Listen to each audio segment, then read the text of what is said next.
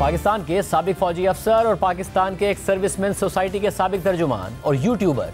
आदिल राजा को बरतानिया में गिरफ्तार किया गया और अब तक ये वाज़ेह नहीं हो सका है कि किन इल्ज़ामात और ग्राउंड्स की बुनियाद पर आदिल राजा को गिरफ्तार किया गया था। मगर उनके वकील ने अब से कुछ देर पहले मीडिया से बात करते हुए ये कहा है कि जिस तरीके से आदिल राजा को गिरफ्तार किया गया वो दहशतगर्दी के एक्ट में आ सकता है। जो बताया गया था कि वो उनकी अरेस्ट होगी है। बेसिकली बता दें कि किस केस में उनको इन्वेस्टिगेशन के लिए ले जाया गया है। मैं सिर्फ आपको एग्जैक्ट नहीं बता सकता, लेकिन मैं सिर्फ आई एम जस्ट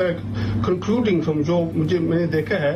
कि ये जो है ये टेररिज्म एक्ट के अंदर आ सकता है। जो जिस तरीके से वो उनको अरेस्ट किए गए हैं, इसका मतलब ये नहीं है कि वो गिल्टी है या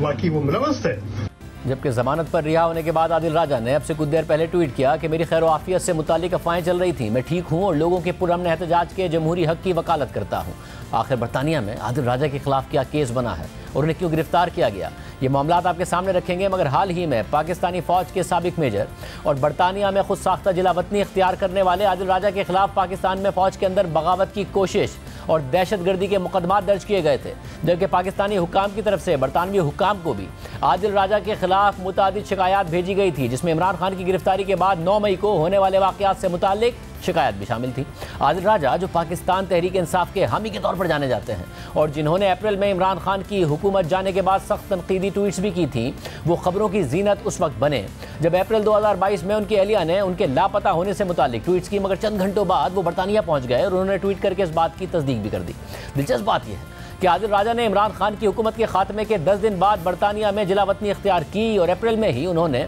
एक्स पाकिस्तान सर्विसमैन यानी रिटायर्ड फौजी अफसरान के इदारे की तर्जुमानी से भी इस्तीफ़ा दे दिया था। जबकि नए वज़ीर आज़म शहबाज शरीफ के मुंतखब होने पर भी वो उन्हें बुरे अलक़ाबात से नवाजते रहे। इसके अलावा आदिल राजा ने बरतानिया पहुँचकर अपने यूट्यूब चैनल और सोशल मीडिया अकाउंट्स के जरिए पाकिस्तानी अफवाज के खिलाफ संगीन इल्ज़ामात लगाए और ये भी दावा किया कि उन्हें ये मालूमात फ़ौज के अंदर से ही मिल रही हैं। उन्होंने मौजूदा और साबिक आर्मी चीफ समेत पाकिस्तान के आला फौजी अफसरान के खिलाफ सख्त ज़बान इस्तेमाल की और मुख्तलिफ ज़राए का दावा करके वो संगीन इल्ज़ामात आयद करते रहे, फ़ौज के अंदर बगावत के दावे करते रहे। मगर उनके बेशतर इल्ज़ामात गलत साबित होते रहे और हाल ही में पाकिस्तान के हाजिर सर्विस फौजी अफसर ने आदिल राजा के खिलाफ बरतानिया में हतक इज़्ज़त का दावा भी दायर किया। अहम बात यह है कि जब बरतानिया में आदिल राजा के यूट्यूब चैनल को पजीराई मिलने लगी तो बड़ी तादाद में तहरीक इंसाफ के सपोर्टर्स भी उन्हें पसंद करने लगे। ट्विटर पर उनकी मकबूलियत में इजाफा होता चला गया और इस दौरान आदिल राजा ने फौज, सियासतदान, सहाफ़ी, यहाँ तक कि पाकिस्तान की अदाकाराओं के खिलाफ गलत, झूठे और बेबुनियाद इल्ज़ामात आयद करना शुरू कर दिए। मगर अहम बात यह है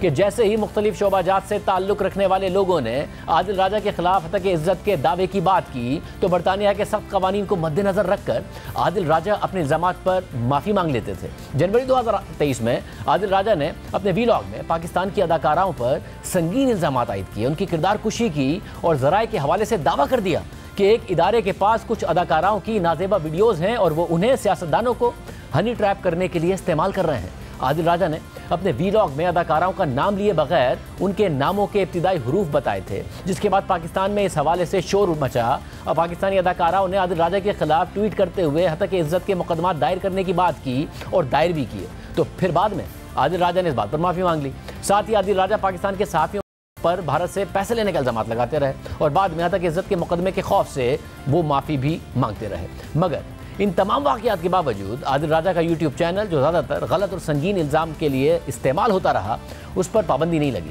मगर 9 मई को इमरान खान की गिरफ्तारी के बाद जब तहरीक इंसाफ के कारकुनान ने फौजी तनसीबात पर हमले करना शुरू कर दिए तो आदिल राजा ने अपने यूट्यूब चैनल पर दीगर यूट्यूबर्स को बुलाकर इस वाक़े पर तबसरे भी करवाए और उनके यूट्यूब चैनल पर बैठे एक यूट्यूबर ने बाकायदा 9 मई के वाक़े से मुताल्लिक मुजाहिरीन को मौजूदा और साबिक आर्मी चीफ, DGC और आला फौजी अफसरान के घरों में घुसने का मशवरा दिया और इस यूट्यूब चैनल पर बाकायदा मुजाहिरीन को आला फौजी अफसरान के घरों के रास्ते भी बताए गए। इस वाक़े के बाद बाकायदा उनके यूट्यूब चैनल को तशद्दुद पर उकसाने की वजह से रिपोर्ट किया गया और यूट्यूब जो बहुत ही मोहताद अंदाज में शिकायत का जायज़ा लेता है, उस प्लेटफॉर्म ने भी आदिल राजा के यूट्यूब चैनल पर गुज़िश्ता महीने पाबंदी लगा दी और फेसबुक ने भी उनके अकाउंट को टर्मिनेट कर दिया था। और इन पाबंदियों के कुछ दिन बाद उनकी लंदन से गिरफ्तारी की खबर सामने आई। क्या मामलात हैं, किन ग्राउंड्स की बुनियाद पर उन्हें गिरफ्तार किया गया, बात करेंगे। लंदन में मौजूद जियो न्यूज़ के नुमाइंदा खुसूसी मुर्जा अली शाह, बहुत शुक्रिया मुझे ज्वाइन करने के लिए। मुर्जा, बरतानिया में ज़ाहिर गिरफ्तारी ऐसे नहीं हो जाती है कि पाकिस्तान की तरह कि किसी को गिरफ्तार कर लिया जाए। क्या हुआ होगा और क्या मालूमात हैं कि इन्हें गिरफ्तार किया गया और क्या होने जा रहा है? जी शाहजेब, मेजर रिटायर्ड आदिल राजा के हवाले से पाकिस्तानी अथॉरिटीज है वो मुख्तलिफ पिछले कई महीनों से कंप्लेंट्स लगा रही थी, सिविल केस भी और वो क्रिमिनल नेचर की कंप्लेंट्स भी लगा रहे थे। और उसमें खास तौर पे जो मैंने खुद बाद ऐसी कंप्लेंट्स देखी हैं जिससे पाकिस्तानी जो रियासत के लोग हैं वो ये कह रहे थे कि बरतानिया की सरजमीन हो रही है incitement to terrorism, violence and disorder in Pakistan. ये वो बैकग्राउंड है जो बहुत अरसे से चल रहा था, लेकिन 9 मई के बाद पाकिस्तान ने डिप्लोमेटिकली इस हवाले से बहुत ज्यादा प्रेशर बढ़ाया। न सिर्फ आदिल राजा बल्कि 1-2 और जुरिस्डिक्शन है वहां पर जो लोग जो एक्टिव है उनके हवाले से। जो आदिल राजा की गिरफ्तारी हुई शाहजेब, इससे पहले अब जो मैं आपको ये ऑन अथॉरिटी बता रहा हूँ कि आज से तकरीबन 10 दिन कबल एक पाकिस्तान की बहुत आम शख्सियत वो लंदन में आई थी और उनकी यहाँ सीनियर लेवल पर उनकी बात मीटिंग हुई थी। आदिल राजा का जो यूट्यूब चैनल है उसके खिलाफ एक्शन भी उन मीटिंग्स के बाद हुआ। आदिल राजा की गिरफ्तारी के हवाले से जो पाकिस्तान से जो मुख्तलिफ डोसेस वो तो जो डिप्लोमेटिक चैनल्स के जरिए आ रहे थे, लेकिन इस हवाले से फेस टू फेस मीटिंग जिनके बारे में हमारे पास क्रेडिबल इंफॉर्मेशन है और उन मीटिंग्स का जो पूरा जो एजेंडा था वो सिर्फ और सिर्फ आदिल राजा के हवाले से था जिसमें कंप्लेंट्स लगाई गई थी। ये उसका जो शाखसाना है कि आदिल राजा को गिरफ्तार किया गया है। आज अब से तकरीबन 24 घंटे पहले शायद सबसे पहले ये र्यूमर चलना शुरू हुई कि आदिल राजा को गिरफ्तार कर दिया गया है, लेकिन ये सबसे पहले बरतानिया से डिप्लोमेटिक चैनल्स के जरिए ये बात पाकिस्तान को पहुंचाई गई और ये खबर वहां से ली गई। उसके फौरन बाद आदिल राजा के करीब तरीन जो लोग हैं उन्होंने पाकिस्तानी मीडिया को यहाँ फोन करके कहना शुरू कर दिया कि आप हमारा इंटरव्यू करें और आदिल राजा गिरफ्तार हो गए। लिहाजा यहाँ पे मीडिया के लोगों ने बड़ा इस हवाले से कॉशन एक्सरसाइज किया और आज उन्हीं के वकील हैं जिन्होंने प्रेस कॉन्फ्रेंस करके न सिर्फ ये कहा कि उनको गिरफ्तार करके रिहा कर दिया कि बेल पे उनको छोड़ा गया, बल्कि उन्होंने कहा कि उनका जो इक्विपमेंट है, जो मुख्तलिफ गैजेट्स हैं वो भी पुलिस ने ले लिए होंगे और ये कि जिस मैनर में उनकी गिरफ्तारी हुई है, जो तरीकाकार अडॉप्ट किया गया है वो बरतानिया के काउंटर टेररिज्म कवानीन है उसके अंदर वो आते हुए नजर आ रहे हैं। यानी ये उन्होंने उनके वकील कह रहे हैं कि जो आदिल राजा की गिरफ्तारी है और ये उन्होंने फोन पर उनके करीबी एक जो शख्स है उन्होंने मुझे भी बताया कि जो काउंटर टेररिज्म पुलिस है उन्होंने आदिल राजा को गिरफ्तार किया है। आदिल राजा की इस वक्त बेल हो चुकी है, वो बाहर आ चुके हैं और उन्होंने इस हवाले से अपना मौक़िफ़ दिया। लेकिन जो मेरी यहाँ पर शाहजेब बात हुई है, एक जो सिक्योरिटी सोर्स है इस मुल्क में, उन्होंने इस बात की तस्दीक किया कि आदिल राजा को तकरीबन